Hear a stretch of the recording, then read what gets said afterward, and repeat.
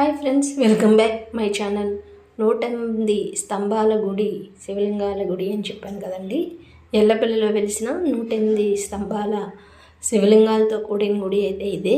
ఇది చూసారా, ఇది చూస్తున్న ఈ మండపం మొత్తం కూడా ఒక్కొక్క స్తంభానికి 108 చొప్పున అలా 108 లింగాలు ఉంటాయి.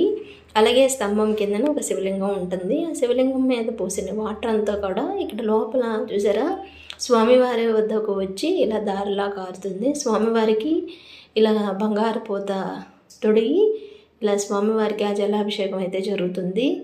ఈ 108 శివలింగాలు కలిపి అలా 1,00,00,000 లింగాల దర్శనం అయితే ఇక్కడ ఉంది. అమ్మవారు కూడా చాలా అందంగా ఉన్నారు.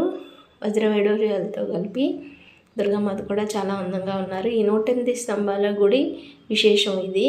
చాలా అద్భుతమైన గుడి ఇది. ఎల్లపల్లిలో కలదు. Thank you for watching.